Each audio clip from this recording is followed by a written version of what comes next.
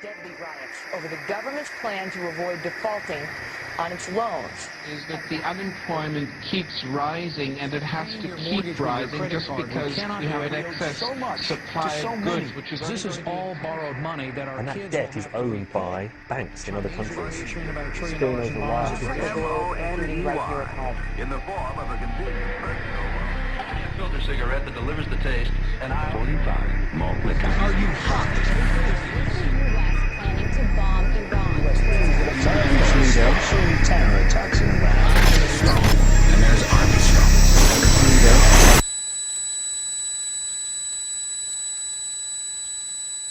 Modern psychology has a word that is probably used more than any other word in psychology. It is the word maladjusted. Maladjusted. I would like to say to you today that there are some things in our society and some things in our world for which I'm proud to be maladjusted. And I call upon all men of goodwill to be maladjusted to these things until the good society is realized.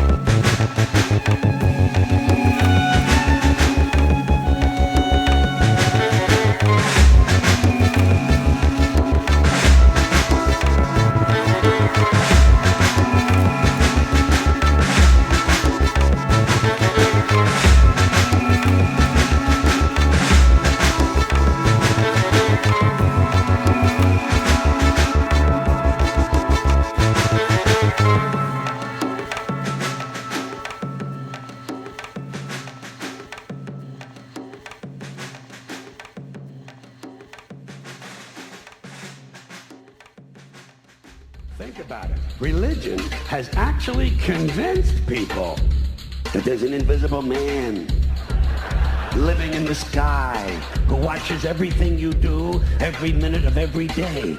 And the invisible man has a special list of 10 things he does not want you to do. And if you do any of these 10 things, he has a special place full of fire and smoke and burning and torture and anguish where he will send you to live and suffer and burn and choke and scream and cry forever and ever till the end of time. But he loves you.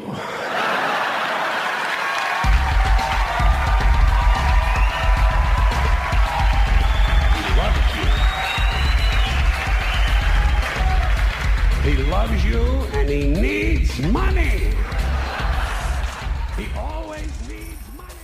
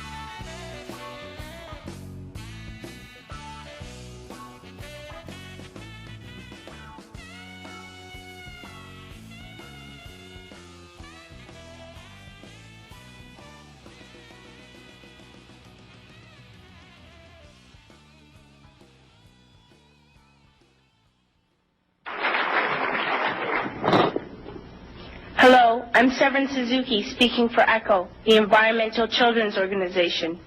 We're a group of 12 and 13-year-olds trying to make a difference. Vanessa Seti, Morgan Geisler, Michelle Quigg, and me. We've raised all the money to come here ourselves, to come 5,000 miles to tell you adults you must change your ways. Coming up here today, I have no hidden agenda. I am fighting for my future. Losing my future is not like losing an election or a few points on the stock market. I am here to speak for all generations to come. I am here to speak on behalf of the starving children around the world whose cries go unheard. I am here to speak for the countless animals dying across this planet because they have nowhere left to go. I am afraid to go out in the sun now because of the holes in our ozone. I am afraid to breathe the air because I don't know what chemicals are in it. I used to go fishing in Vancouver, my home, with my dad, until just a few years ago we found the fish full of cancers. And now we hear of animals and plants going extinct every day, vanishing forever. In my life, I have dreamt of seeing the great herds of wild animals, jungles and rainforests full of birds and butterflies. But now I wonder if they will even exist for my children to see. Did you have to worry of these things when you were my age? All this is happening before our eyes, and yet we act as if we have all the time we want and all the solutions. I'm only a child, and I don't have all the solutions. But I want you to realize, neither do you. You don't know how to fix the holes in our ozone layer. You don't know how to bring the salmon back up in a dead stream. You don't know how to bring back an animal now extinct. And you can't bring back the forest that once grew where there is now a desert. If you don't know how to fix it, please stop breaking it. Here, you may be delegates of your government, business people, organizers, reporters, or politicians, but really, your mothers and fathers, sisters and brothers, aunts and uncles, and all of you are someone's child. I'm only a child, yet I know we are all part of a family, 5 billion strong. In fact, 30 million species strong. And borders and governments will never change that.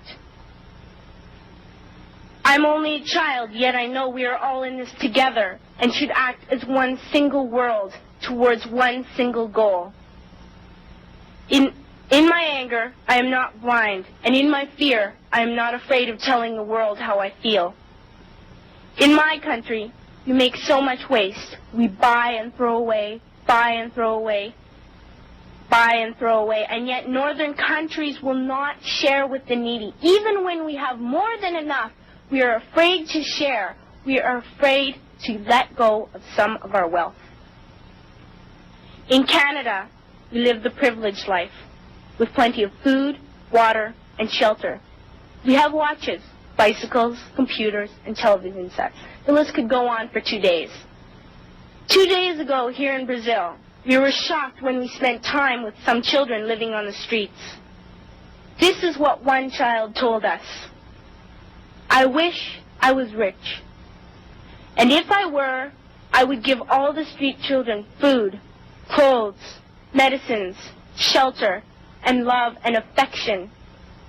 If a child on the streets who has nothing is willing to share, why are we who have everything still so greedy? I can't stop thinking that these are children my own age, that it makes a tremendous difference where you are born. That I could be one of those children living in the favelas of Rio. I could be a child starving in Somalia, or a victim of war in the Middle East, or a beggar in India. I am only a child, yet I know if all the money spent on war was spent on finding environmental answers, ending poverty, and finding treaties, what a wonderful place this earth would be. At school, even in kindergarten, you teach us how to behave in the world. You teach us not to fight with others, to work things out, to respect others, to clean up our mess, not to hurt other creatures, to share, not be greedy. Then why do you go out and do the things you tell us not to do? Do not forget why you are attending these conferences, who you're doing this for. We are your own children.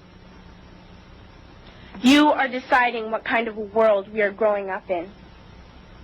Parents should be able to comfort their children by saying, everything's going to be all right. It's not the end of the world. And and we're doing the best we can. But I don't think you can say that to us anymore. Are we even on your list of priorities? My dad always says, you are what you do, not what you say. Well, what you do makes me cry at night. You grown-ups say you love us, but I challenge you, please, make your actions reflect your words. Thank you.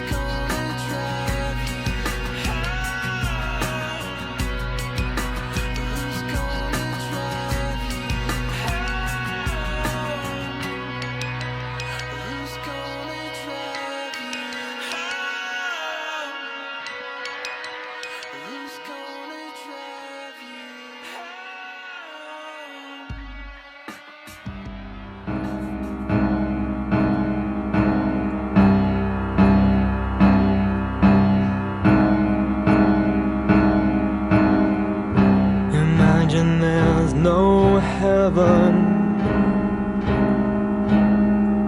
It's easy if you try. No hell below us, above us only sky. Imagine all the people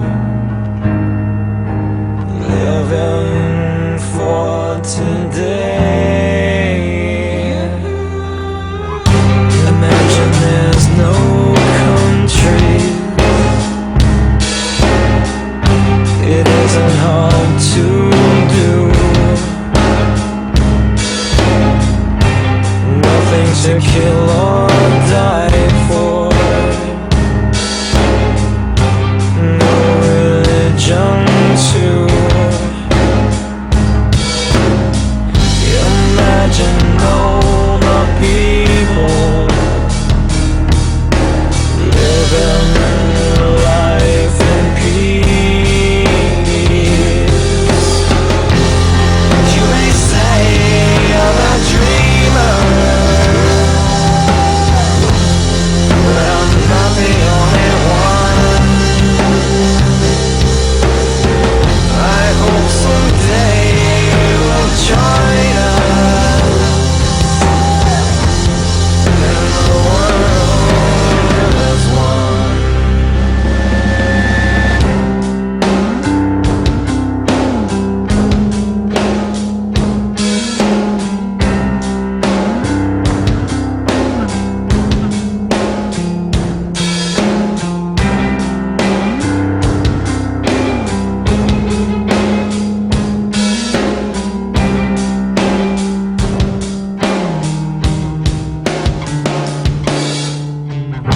Imagine all the people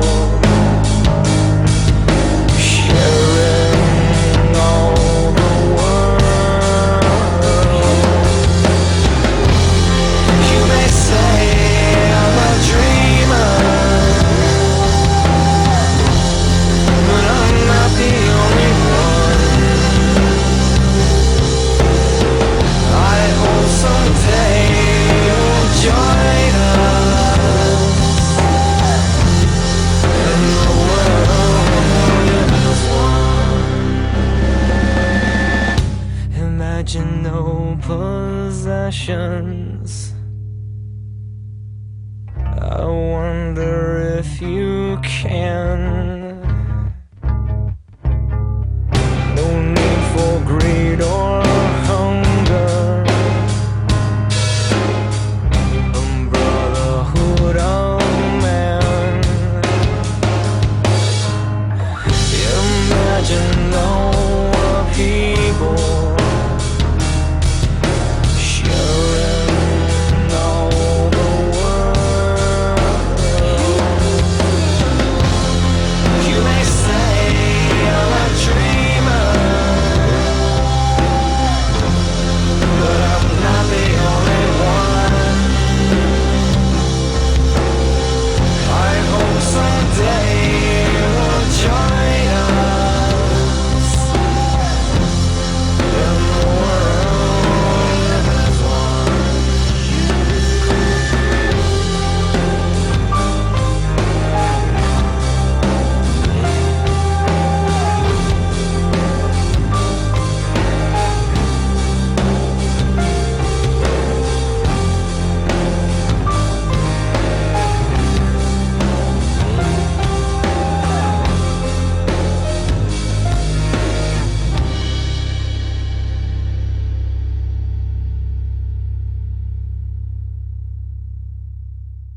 Every level of life organization and life system is in a state of crisis and challenge and decay or collapse. The problems that we have today will continue to go on. This will never go away within a monetary system. It's clear that we're on the verge of a great transition in human life. That what we face now is this fundamental change of the life we've known over the last century.